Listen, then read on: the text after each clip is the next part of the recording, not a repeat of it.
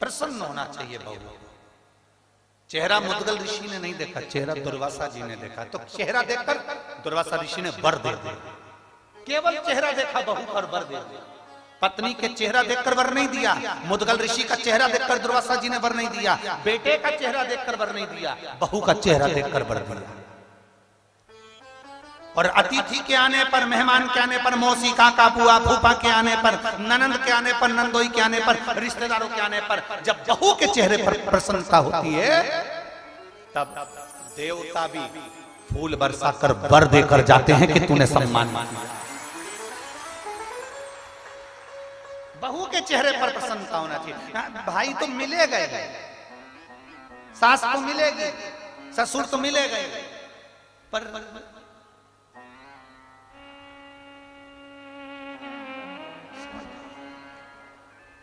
मिलना किसको है? जिस सास के जाने के बाद जिससे पाला पड़ने वाला वो सम्मान करेगी ना, तो एक चेहरे पर रौनक था, एक आनंद था। दुर्वासा ऋषि ने पत्नी का चेहरा देखकर वर नहीं दिया, मुद्गल ऋषि का चेहरा देखकर दुर्वासा जी ने वर नहीं दिया, उनके बेटे का चेहरा देखकर दुर्वासा जी ने वर नहीं दिया, बहू का चेहरा देख और बहू का चेहरा देखकर वर दे दिया। ए बेटा, मैं तुझे वर देता हूं, जब तक पृथ्वी पर तुम रहना चाहो तब तक रहना, तुम्हें जितनी संपदा चाहिए सब मिलेगी, और आखिरी में तुम शंकर भगवान के कैलाश में निवास करोगे। ये मेरा वर है,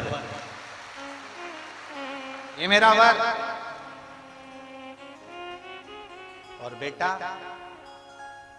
मुद्गल ऋषि दान करते ना, उनका कमाया हुआ था, उनने दान किया।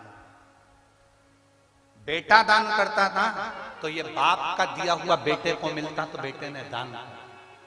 पत्नी दान करती ना, पति का हक था तो पत्नी दान करती। पर बेटा, तेरी तो शादी हुई है, तू बहू बनकर आई है, अभी इसमें तेरा कोई हक नहीं, फिर भी तूने अपना हक किसी को दिया है तो वो खाली नहीं जा सकता, उसका वर तुझे देता, उसका वर तुझे देता। आशीर्वाद देकर दुर्वासा ऋषि चले गए। कुरुक्षेत्र का मैदान था, समय आया, समय आने पर उसी कुरुक्षेत्र की पवित्र भूमि के उसी प्रांगण के अंतर्गत युधिष्ठिर ने एक बार यज्ञ रखा।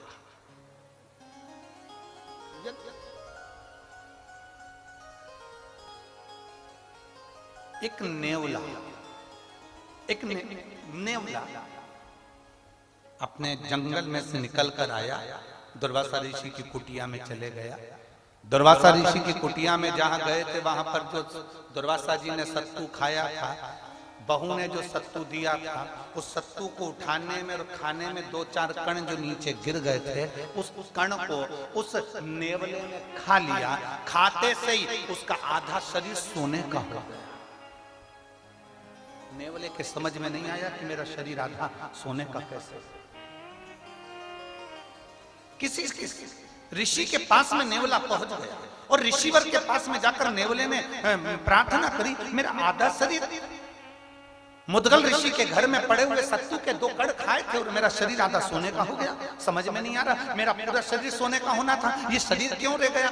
तो ऋषि ने कहा, तुमने मुद्गल ऋषि के यहां से जो दान किया गया था वो दान इतना पवित्र था, उस पवित्र दान का अन्न तुमने पाया था, इसलिए तुम्हारा शरीर सोने का हो गया। अगर दो चार कण और खाते तो तुम्हें उस पुण्य के कारण तुम्हारा पूरा शरीर सोने का हो जाता। अब मेरा आधा शरीर सोने का कब बनेगा? तो कोई पुण्यवान व्यक्ति अपने पुण्य दे रहा होगा तो सोने का हो जाएगा। युधिष्ठिर के यहाँ यज्ञ चल रहा था, नेवला वहां पहुंच गया। नेवले ने सोचा यहाँ यज्ञ हो रहा है, मैं लोट लगा लेता हूँ। लोट लगाया पर सोने का नहीं। युधिष्ठिर के यहाँ गया, उसने जो भोजन बनाया था उसको नेवले ने खाया पर सोने का नहीं।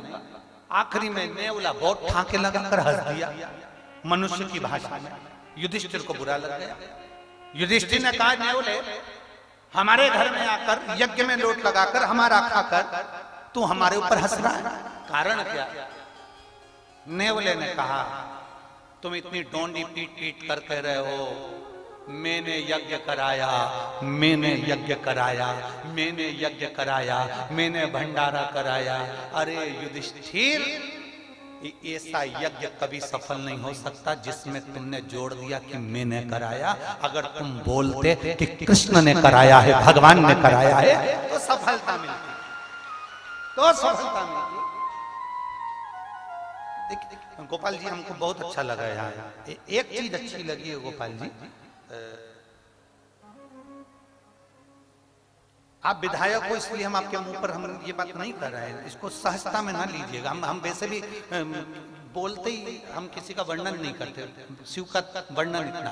पर एक बात अच्छी लगी वो हम कहना चाहेंगे गोपाल जी, आपके मुख से, गोविंद जी के मुख से, चाहे आपके बच्चों के मुख से, हमें शाम को वो बेटा आपका दर्शन करा रहा था तारा बाबा की कुटिया का, सब दर्शन आपके बच्चों के मुख से और आपके मुख से, इस कथा के लिए एक बार भी ये नहीं निकला, भंडारे के लिए कभी ये नहीं निकला कि हम करा रहे हैं या मैं करा रहा हूं। जब भी हमने पूछा तो आपने एक ही शब्द कहा, तारा बाबा करा रहे हैं। ये शब्द बड़ा सुंदर।